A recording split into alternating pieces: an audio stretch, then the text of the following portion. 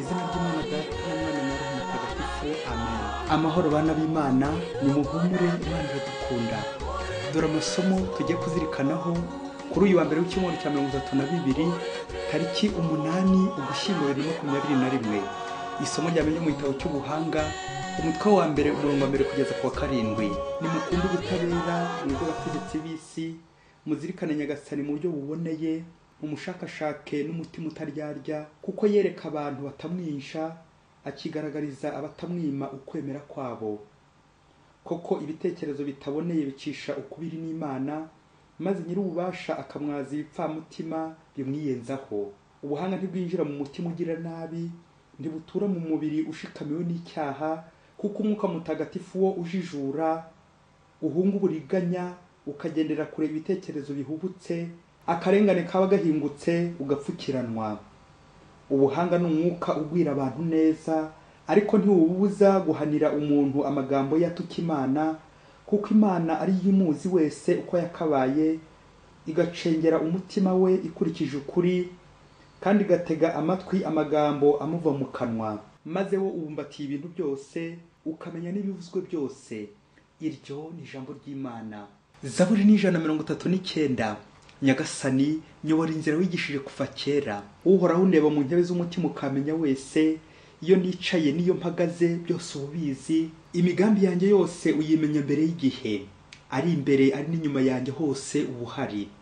Iyo ngenda niyo ndyamye byose ubiruzi neza, mu migenzereze yanjye yose nta na kimwe kigusoba. Ijambo riba ritaragera ku rurimi, wowe Uhoraho ukaba rimenye kare ryose. Najya he kure y'uruhanga rwawe, nahungira he kure y'amaso yawe, naho nazamuka mu ijuru ubuhari, naho narigita nkaryama ikuzimu ubuhari, naho namera amabanga y'umuseke weya, maze nkajya kwiturira ku mpera y'inyanja, naho ngaho ukuboko kwawe niko kuhanjyana, indyo yawe ntigire ubwo indekura. Nyagasani, nyobora inzira wigishije kuva kera. Nyagasani Yezu nabane namwe. Amagambo mu Ivanjili ntagatifu uko yanditswe na Luka, umutwe wa 17 umurongo wa mbere kugeza ku wa 6. Muri icyo gihe Yezu abwira abigishwa be ati, kubuza ibigusha abantu mu byaha ntibishoboka, ariko hagowe umuntu biturukaho. Ikiruta kuri we nuko bamuhambiraho urusyo ku ijosi bakamuroha mu nyanja, ataragira uwo agusha muri abo batoya. Murabyitondere. Umuvandimwe wawe nagucumuraho ubimuhane ukomeje, maze niyicuza umubabarire. Ndetse nagucumuraho 7 mu munsi, akakwitwaraho 7 avuga ati ndabyicujije, uzamubabarire. Nuko intumwa zibwira Yezu ziti, twongerera ukwemera. Nyagasani arabasubiza ati, iyo mwari mufite ukwemera kungana n'impeke y'ururo, mwabwiye iki giti cyabobera muti, randuka ujye kwitera mu nyanja, kikabumvira. Iyo ni Ivanjili ntagatifu. Bakristo bavandimwe, nidukomere kuri Kristo nibwo tuzakomera koko. Muri aya masomo turazirikana ku cyaha bita ibigusha, aribyo bita mu Gifaransa les scandales. Mu ishyamba hari ubwo igiti kigwa kikagwira ibindi byinshi. Ibaze nawe induru icyo giti kimwe gitera, uburyo gisakuza iyo kiguye, noneho hacura iki mu nduru iyo kigushije nyine ibiti byinshi, byumvikana urusaku ruba rwose. Ibyo biti nyine biri kugwa ibigusha. Aha, ku mukristo kugwa mu cyaha birashoboka, kuko turi ku isi, turi abanyabyaha, turi abantu. Ariko Yezu we muri Ivanjili agahamya ko ikibazo atari ukugwa, ahubwo ni ukugusha abandi, scandaliser les autres. Kuko burya biroroshye kuba nagwa, nagira Imana nkabona umbyutsa, yikosora yisubiraho, ariko se babandi nagushije bazabyuka bate? Bazongera bazanzamuke gute? Ngaha kongera gusanura ibyo nangije, ese birashoboka? Mu gusanura ibyangijwe hagomba ijambo bita le pardon, imbabazi. Za mbabazi zitarambirwa, mu rwego nyine rwo kubyutsa ibyo byose biba byaguye. Tugendeye kuri aya masomo, mbere yo kuzirikana kuri izo mbabazi zitaretsa zihoraho, nk'akabando twakwitwaza mu kubyutsa, mu gusanura ibyangijwe n'ibisenywa n'ibigusha, reka tubanze dusuzume icyo cyaha cya skandale muri uyu mwitozo. Ngo umunsi umwe hirya kure cyane muri Afurika, urugo rumwe rwari rubanye neza kandi rwumvikana rw'abakristo. Ngo umwe yaba yakoze ikosa agasaba n'imbabazi, undi nawe akamubabarira. Mu nama yabo rero baza kumvikana ko ntawe uzajya uhisha mugenzi we icyo yakoze, byaba bibi cyangwa byiza. Umugabo rero muri urwo rugo aza kwadukana ingeso mbi yo gusinda, rimwe agataha amajoro mu gicuku kubera ubusinzi, ikindi gihe akaza bamutwaye mu maboko intambike, umugore yabirebe bikamushengura cyane. Ariko icyashenguraga umugore bikomeye cyane kurenzaho ni igihe yasindaga, ubwo nijoro agatakaza kontrole ku buriri, ibindi ntiriwe mvuga byose akabikorera mu buriri nk'umwana. Ubwo umugore wagowe akabyuka afura amashuka n'ibindi biryamirwa, ariko wa mugore kuko atari biri hanze akaryumaho ntihagira ubirabukwa. Gusa abana bakabibona bagahora babaza mama we impamvu buri gihe abona yanitse matera hanze ngo kandi nta ruhinja afite. Nuko nyina n'isoni nyinshi akabura icyo yasubiza. Cyakora uwo mubyeyi abonye iryo sinda rimurambiye, izo nzoga za hato na hato, azingutwe ngo agiye kwisubirira iwabo. Yagera mu nzira akibuka ko abana bahita barindagira, ko ntawe nyine yabasigira ngo akomeze kubitaho, yabasigira si uwo musinzi. Nuko n'ubundi akagaruka, ariko niya hano umugabo ntiyabicikaho. Nuko umunsi umugore abonye bimurambiye, noneho afata icyemezo ndakuka cyo kujya gusaba agatanya. Umugabo abimenye nuko arapfukama aramwinginga, amusezeranya ko atazasubira gukora ayo mahano, ko avuye ku nzoga zamugushaga, ndetse n'ikimenyimenya ko atazongera kuva mu rugo. Umugore muri bwa bwihangana amaze kumuha imbabazi, bakomeza barabana neza.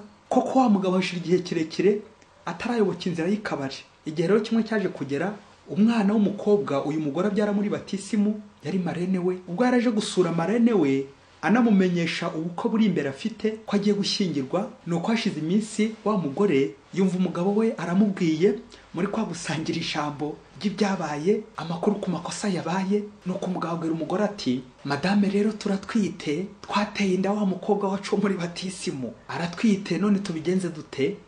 Ngira inama, narinje kugusaba imbabazi. Umugore neza ako kanya arajugumira, abura igitara ako kanya, abwisari yitura hasi, yibaza niba ibyo abwiwe niba biri kuba ari inzozi. Umwana wa batisimu waje kumusura, none umugabo waratinyutse aramwadukiriye amuteye inda. Yebaba we, babyeyi ishyire mu mwanya w'uyu mugore. Uwo bahemukiye ni umwana wawe, uyamutse ni uwawe, ni umugabo wawe. Ubukwe bupfuye ni ubwawe. Umukobwa wa batisimu utwaye inda ni umugabo wawe yimuteye. Umwana uzavuka azitwa te? Muzamufitanye ihe sano? Umugabo wishe ubukwe ni uwawe. Ngana kuri ifoto ye imiryango yari yiteguye guhana abageni, iwabo w'umusore n'iwabo w'umukobwa. Iwabo w'umukobwa ako kanya bicaye bazi ko umukobwa wabo agiye gusura marene, none havanye imbwa yiruka. Kuri iyo foto yako kavuye umugabo ateje mu muryango, muri famiye. Babyeyi ko uyu mubyeyi wundi yahaye umugabo we imbabazi kenshi, kandi ubu noneho biragenda bite? Nabwo saramubabarira, arahera he koko? Ibaze nanjye nibaze. Bakristo bana b'Imana, nawe uhagaze uritonda utagwa nk'uko Paulo abitugiramo inama. Ngiki cya giti twavuze haguru kigwa kikagwira byinshi nabyo bikagwa. Ese kongera kubihagarika birashoboka? Ese uyu mugabo byose yangije muri urugo arabisanura n'amayeriki? Biragaragara ko ikibazo cy'ibigusha cyahozeho kuva kera na kare, kandi bigoye kukibonera igisubizo kirambye usibye Imana yonyine, usibye Yezu wenyine. Ubwo Yezu mu Ivanjiri yagize ati, kubuza ibigusha abantu mu byaha ntibishoboka, ariko hago umuntu biturukaho. Utube hafi Nyagasani uwo biturukaho. Yamvuga igira iti, aho kwica gitera wakwica ikimutera. Gushaka ikigusha abantu, la racine, umuzi w'icyaha, umuzi w'ikigusha ni uwuhe? None se uyu mugabo nyir'urugo uteje aya madega yose, ibi bigusha skandale zitabarika, abagushije babaye benshi, ni nkaho umuryango wose uguye, yishe byinshi, arumbije byinshi. Ubwo se nk'uko tumaze kubizirikana muri Ivanjiri bamuhambira ihurutse ku ijosi ngo bamurohe mu nyanja. Ikibazo n'ubundi kiracyari cya kindi, yarangije kugusha abato, abana, umugore we, abaturanyi, inshuti, les invités, abatumirwa. Uyu mugabo koko yakorerwa iki cyamwumvisha kikamukosora? Bamwe bati nta kindi akwiye usibye gufungwa agahanwa by'intangarugero, ikosora nyine. Abandi bati none se kuri uyu mugore n'ubundi ariho wabihomberamo, n'ubundi azajya agemurira umugabo we. Mbese uramutse uhannye uriya mugabo n'umugore n'ubundi waba uhannye niwo wajya uhangayika. Abandi bati cyakora n'umugore we natankigira iwacu. Abandi bati abana se bagasigarana nande?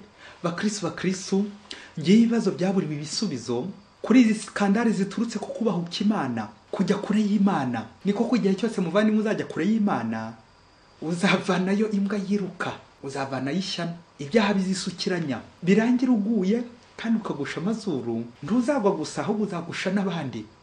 Skandale, kugusha abandi. Hari rero ibisubizo bibiri twahawe n'amasomo atagatifu y'uyu munsi imbere y'ibigusha skandale, kuko nyine bitabura muri sosiyete zacu. Ya sosiyete igizwe n'abantu bashobora guteza uruntu. igisubizo cya mbere turagisanga mu gitabo cy'ubuhanga gukumira icyaha twazirikanye mu isomo rya mbere ngo uko kubaha Imana nibwo buhanga nyakuri. Ubuhanga bushingiye gushakashaka Imana no guhunga icyaha, chercher Dieu et fuir le péché, kuko umwuka mutagatifu wo mu ijuru uhunga uburiganya ukagendera kuri ibitekerezo bihubutse. Amen. Iyaba uyu mugabo muri uru rugo yari kwiyungura ubwenge yagahunza icyaha kimutereye skandale, umuzi w'icyaha, bityo kitazamuganisha kubigusha. Ubundi skandale ni iki? Ibigusha. Baravuga ngo tout scandale est un péché, mais tout péché n'est pas scandale. Skandale ni cyaha cyagiye habona benshi bamenye, public, cyagiye kwitangaza ku mugaragaro gukarubanda, kikakugusha wowe ugikoze ndetse ukagusha n'abandi benshi kubera urwo rugero rubi nyine ubutanze byamenyekanye n'abantu benshi, kandi uko bari kuba benshi niko bari kurushaho kugenda bagwa.